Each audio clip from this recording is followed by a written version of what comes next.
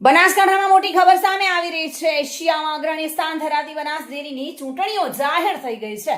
ચૂંટણીની સમગ્ર પ્રક્રિયા હવે શરૂ થઈ ચૂકી છે અને આ ચૂંટણીને લઈને સહકાર ક્ષેત્રમાં રાજકીય ગરમાવો જોવા મળી રહ્યો છે। તે વચ્ચે શું આ વખતે હરીફ પેનલ ઊભી થઈ શકે તેને લઈને પણ ઘણી અટકળો છે। બનાસ ડેરીની 16 ડિરેક્ટરો માટેની ચૂંટણીની જાહેરાત થઈ છે।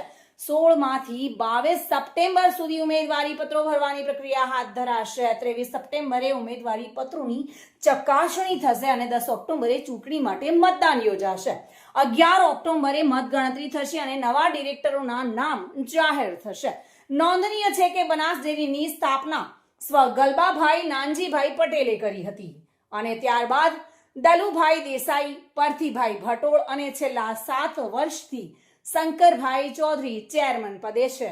હાલ ભાવાભાઈ રબારી વાઇસ ચેરમેન છે। આ વખતે ડેરીની ચૂંટણીમાં પ્રથમવાર ભાજપ દ્વારા ઉમેદવારોને મેન્ડેટ આપવામાં આવશે, જેના કારણે રાજકીય રંગ વધુ ઘેરો બન્યો છે।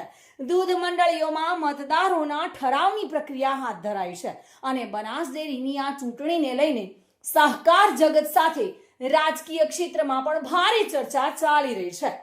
તો બનાસ ડેરીની ચૂંટણીને લઈને સહકાર ક્ષેત્રમાં રાજકીય રંગ જોવા મળી રહ્યો છે। 10 ઓક્ટોબરે મતદાન અને 11 ઓક્ટોબરે નવા ડિરેક્ટરોની જાહેરાત સાથે બનાસ ડેરીના નવા નિયામક મંડળની રચના થશે।